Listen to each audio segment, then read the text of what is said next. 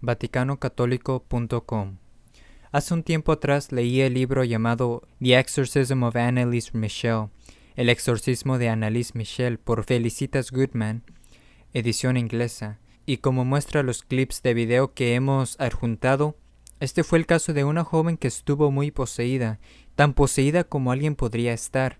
Y es un caso muy interesante porque, si bien que por un lado es muy triste, por otro también es de cierta manera muy revelador. El caso se trata de una joven que se crió en un hogar que se profesaba católico, y cuando ella cumplió los 14 o 15 años de edad, comenzaron a manifestarse estos problemas de aparente actividad demoníaca. De las cosas que ella dijo y que más tarde confió a la gente, parece que sus problemas comenzaron cuando comenzó a involucrarse con jóvenes. Así que parece que esto pudo haber resultado de ella haber caído en algún pecado mortal en una de esas situaciones. Voy a leer algunas citas de la biografía de su vida que revelan el grado en que estaba poseída.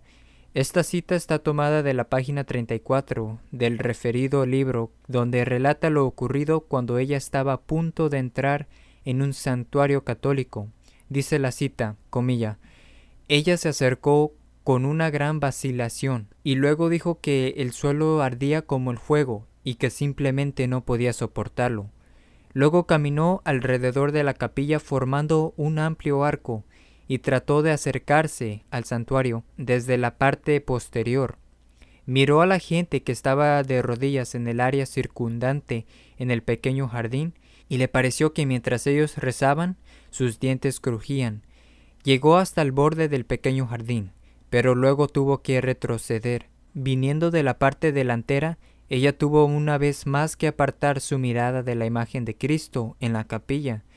Ella lo hizo varias veces desde el jardín, pero no pudo lograr pasar. También señaló que ya no podía mirar las medallas o imágenes de santos, las que le parecía que brillaban con tanta intensidad que no podía soportarlo. Cierre de comilla. Aquí hay otra cita interesante de la página 35, comilla. Ella hablaba con una voz como de un hombre, se burlaba, por así decirlo, del sacerdote. Simplemente ya no era más Anneliese. Le arrancó una medalla que llevaba Fraulein y de ella emanaba un hedor que Fraulein nunca había olido antes, como un vapor de estiércol o algo ardiente. Todos en el autobús podían olerlo. Como me dijo Fraulein, los otros pasajeros en el autobús estaban muy molestos de que la joven se comportase de esa manera, hablando en voz muy alta y todo eso. Era algo completamente impropio bajo las circunstancias. Cierre de comilla. Aquí hay algunas otras citas acerca de lo que le sucedió mientras la evidencia de su posesión demoníaca comenzaba a manifestarse. Esta es de la página 71. Cito: Anneliese parecía haber desarrollado una aversión particular a todos los objetos sagrados. Quitó de la pared un cuadro de Cristo y en la sala del Club de María arrojó su rosario en la esquina durante una sesión de oración del pequeño grupo. Durante una conversación, su rostro se contrajo en un aspecto de una mueca realmente horrible que no puedo describir en detalle. Su cuerpo quedó completamente rígido. Duró media hora antes que desapareciera el calambre. Ahora, lo que es particularmente triste de este caso es que ella comenzó a reconocer que sus problemas se relacionaban con demonios. Acudió al sacerdote local, y esto ocurrió a finales de los 60 y comienzo de los 70, de manera que estos sacerdotes eran del Novus Ordo, aunque un poco más conservadores. Estos sacerdotes en particular, y la apostasía del Vaticano II en general, todavía no había sido tan absorbida, ya que todavía había sacerdotes remotamente conservadores, si bien nadie en el Novus Ordo es en realidad conservador. Entonces ella comenzó a consultarles acerca de la posibilidad que ellos le realizaran un exorcismo, y entonces fueron al obispo, y el obispo demoró y demoró y demoró, y siendo tan ridículo tener que esperar para que dieran el permiso para realizar un exorcismo.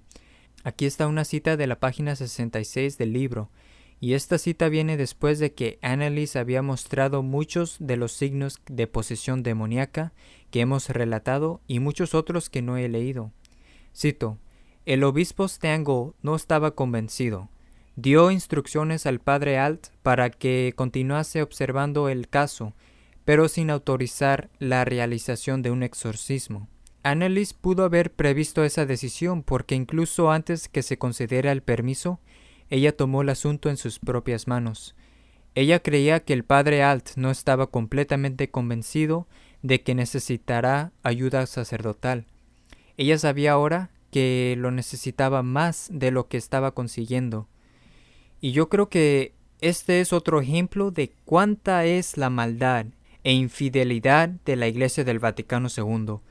Aquí tenemos un claro caso de actividad demoníaca, donde se necesitaba un exorcismo y esta chica lo quería, y sin embargo, debido a que son apóstatas infieles que demoraban y demoraban y demoraban, hasta el punto que terminó prevaleciendo el mal. Es así que sus problemas solo fueron empeorando más y más. En las habitaciones de su casa en que ella estaba, se extendía un olor horrible como estiércol. Esto está de la página 77. Cito: allí Michelle me recibió y me llevó de inmediato a la sala de estar. Estaba llena de un olor horrible de algo quemándose y de estiércol que penetraba todo. Aquí Michelle me llamó expresamente la atención a ello y me dijo que Anneliese había estado en la sala justo antes. En las otras habitaciones de la casa de los Michelle no pude detectar ningún rastro de la pestilencia. Ella permanecería inmóvil en ciertos lugares por periodos de tiempo, alegando que ella no era capaz de moverse. Ella tenía problemas para comer, porque afirmó que su voluntad estaba obstaculizada. Así que ella estaba consultando un número de sacerdotes que finalmente, como ellos vieron más y más evidencia innegable, concluyeron por completo de que estaba poseída y que necesitaba un exorcismo. De manera que empezaron a ser cada vez más persistentes con el obispo apóstata, que había dilatado dar el permiso. De la página 80 de este libro leemos, cito: entre tanto que el padre Raoult había informado sobre su experiencia con Anneliese a su amigo Ernst Alt, comilla, sus padres me rogaron que hiciera algo para que recibiera el exorcismo. También le escribieron al respecto a nuestro muy reverendo obispo. Ya no hay duda alguna en mi mente que la niña está bajo la influencia de las fuerzas demoníacas, agregó el padre Alt. Cierre de comilla. A él le parecía que Anneliese no solo estaba bajo la influencia de las fuerzas demoníacas, sino que efectivamente esas fuerzas que ahora vivían en ella estaban usando su cuerpo junto con su aversión a los símbolos sagrados de la fe, reuniendo las condiciones de la Iglesia para el reconocimiento de una verdadera posesión. Ya antes estaba convencido de ello sobre la base de la penosa escena en la habitación de Anneliese en el Ferdinandeum, y le había dicho al obispo Stengel por teléfono en ese momento, pero una vez más el obispo había aconsejado paciencia. Fue a Augsburg para hablar con el obispo Stengel personalmente, pero el obispo se encontraba de vacaciones, de manera que le escribió al obispo apóstata su dirección de vacaciones, y el obispo finalmente cedió y dio permiso verbal para que aplicaran el exorcismo a Anneliese, pero solo el pequeño. Durante el rezo del exorcismo pequeño, Anneliese comenzó a llorar y gemir y suplicó: «¡Paren! ¡Me está quemando!». Cuando se le preguntó en dónde, ella respondió: «En mi espalda, en mis brazos». Lo que también llamó la atención en ese día fue que ella trató de quitarle el libro de las manos del padre Alt, que contenía la oración del exorcismo del Papa León XIII.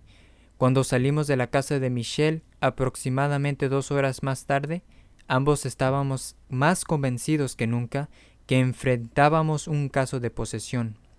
Tras el exorcismo, sus problemas no desaparecieron. Los tormentos de Anneliese alcanzaron un auge que nadie pudo haber anticipado. El sueño le era casi imposible, permitiéndole a lo más 1 o 2 horas de descanso tranquilo. Corría por la casa de arriba abajo brincando como un macho cabrío.